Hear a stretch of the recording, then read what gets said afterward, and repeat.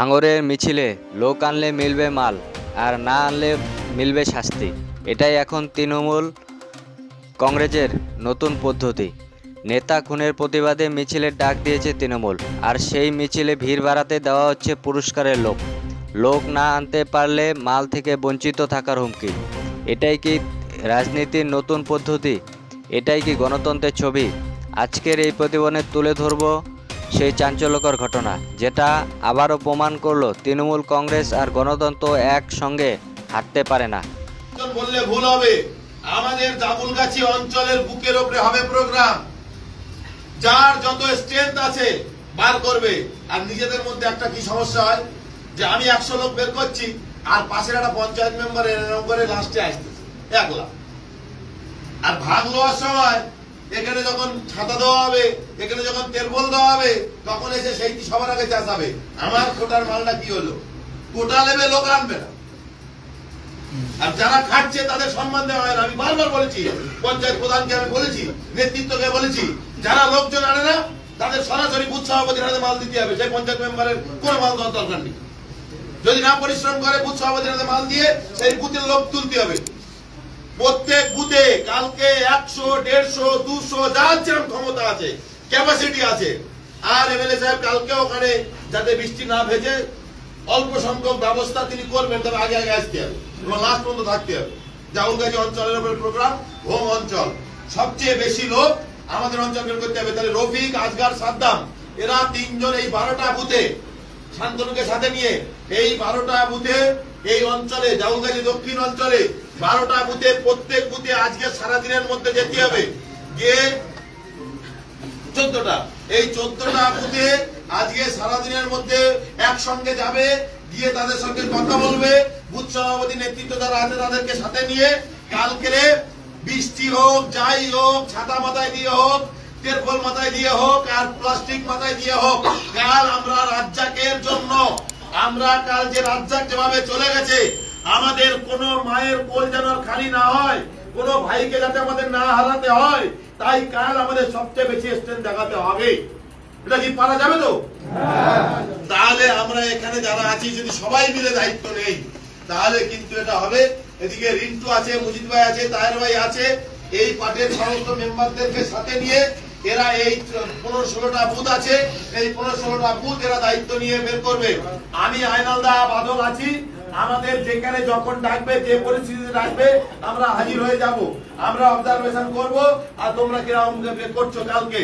এবং প্রত্যেক বুথে কালকে আমি পার্সোনালি এটা যে বুথ তাদের আমি আলাদা করে প্রাইজ দেবো।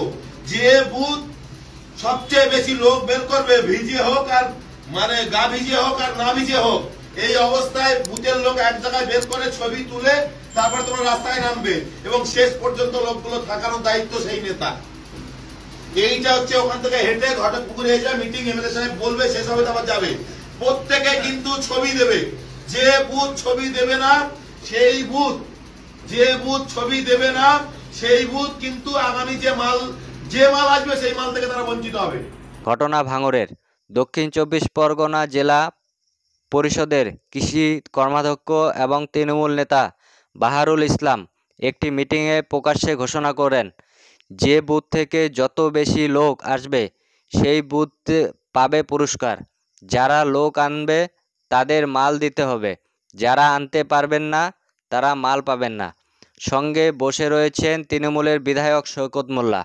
প্রতিবাদ করেননি তিনি, কেউকে থামাতেও তিনি কথা বলেননি, বরং ভিডিওতে স্পষ্ট এটাই যে স্বাভাবিক ঘটনা। এবার প্রশ্ন উঠছে, এই মাল কি সরকারি সুবিধা, রেশন, টাকা নাকি অন্য কিছু? বাহারুল নিজেই বলছেন পুজোর সময় কেউ বাদ যাবে না। মানে পরিষ্কার, সরকারি সাহায্য দেওয়ার নামে ভোটারকে প্রলোভন দেখানো হচ্ছে এবং যারা মিছিলে লোক আনবে তারাই সেই সুবিধা পাবে। তৃণমূল কংগ্রেসের রাজনীতি এখন শুধু একটা ভোট আর ভিড়ের কেন্দ্রিক। নেতা খুন হলে প্রতিবাদ দেখাতে চায় দল, কিন্তু সেই প্রতিবাদে মানুষ স্বতঃস্ফূর্ত অংশগ্রহণ নেই। তাই চাপ, ভয় আর প্রলোভন দেখিয়ে এই তিনটে ওপর ভর করে চলছে তাদের মিছিলের রাজনীতি। প্রশ্ন হচ্ছে, লোক আনতে না পারলে কি হবে, কি শাস্তি হবে তাদের, সরকারি সুযোগ সুবিধা থেকে কি বঞ্চিত করা হবে, নাকি ব্ল্যাকলিস্ট করে দেওয়া হবে বুথের কর্মীদের? এটাই হলো গণতন্ত্রের চেহারা মমতা বন্দ্যোপাধ্যায় পশ্চিমবঙ্গে। এখানে শুধু স্বাধীন ইচ্ছামূলক কিচ্ছু নেই। এখানে শুধু দেখা হবে, ভিড় দেখাতে হবে, আর সেটা না হলেই চাপ। এই ভিডিও সামনে আসতেই কড়া প্রতিক্রিয়া দিয়েছে বিজেপি নেতা সজল ঘোষ বলেছেন, তৃণমূল এখন সংগঠনের শূন্যতা, তাই মাল দিয়ে লোক বার করতে হচ্ছে। এটা দুর্নীতি আর একটা রূপ। প্রশাসন যদি নিরপেক্ষ হয় তাহলে এই বক্তৃতার ভিত্তিতে শাস্তি দেওয়া উচিত। এটাই বাস্তব চিত্র। তৃণমূলের নিচুস্তলে সংগঠন আর লোক নেই, কারণ সাধারণ কর্মীরা আজ বুঝে গেছে এই দল থেকে শুধু মিটিং মিছিল, আর তার জন্য মাথার উপর চাপ, চোখ রাঙানি আর লোক দেখানো নাটক। ভিডিও প্রকাশে এসে মঙ্গলবার, কিন্তু এখনও পর্যন্ত প্রশাসন তরফে কোনো পদক্ষেপ নেওয়া হয়নি। নির্বাচন কমিশন চুপ, জেলা শাসক চুপ, পুলিশ প্রশাসন নিশ্চুপ। কেন? কারণ প্রশাসন আজ তৃণমূলের ছায়ায় চলছে। তৃণমূল যা বলবে তাই শোনে। বক্তব্য যত বিতর্কিত হোক তাতে শাস্তি নেই, কারণ এখানে দলের নেতা মানেই আইনের ঊর্ধ্বে। আজ যদি একজন নেতা বলে মাল দেওয়া হবে মিছিলে লোক আনলে, তাহলে আগামী দিনে ভোটে দাঁড়ানোর জন্য আরও কত কি দেওয়া হবে, টাকা, শাড়ি, মোবাইল। এবং আর যারা তাতে অংশ নেবেন না তাদের নাম বাদ দেওয়া হবে রেশন কার্ড থেকে। এই রাজনীতি দেশের জন্য মারাত্মক ক্ষতিকারক। এটা গণতন্ত্রকে হত্যা করা, এটা মানুষকে প্রলোভন দেখানো, আর এটা ভোটকে বিক্রি জিনিসে পরিণত করা। আর সবচেয়ে বড় কথা, এটা রাজনীতি সংবিধানের বিরুদ্ধে। এই বক্তব্য শুধু বিরোধী নয়, তৃণমূলের অন্দরও অস্বস্তি ছড়িয়েছে। অনেকেই ঘরোয়া মহলে স্বীকার করছেন, এমন ভাষা দলের ভাবমূর্তিকে আরও নিচে নামিয়ে দিচ্ছে। কিন্তু কেউ প্রকাশ্যে কিছু বলছে না, কারণ কথা বললেই দল থেকে বের করে দেওয়া হবে, হয়তো শাস্তিও দেওয়া হতে পারে। এটাই হলো মমতা বন্দ্যোপাধ্যায়ের দল, যেখানে একনায়কতন্ত্রের মুখ বন্ধ করে থাকা ছাড়া কোনো উপায় নেই। ভাঙড়ের এই ঘটনা প্রমাণ করে দিয়েছে তৃণমূল কংগ্রেস এখন জনতার দল নয়, এটা লোক দেখানো রাজনীতির দল। এখানে বিশ্বাস নেই, আছে শুধু সংখ্যা। এখানে আদর্শ নেই, আছে শুধু মাল।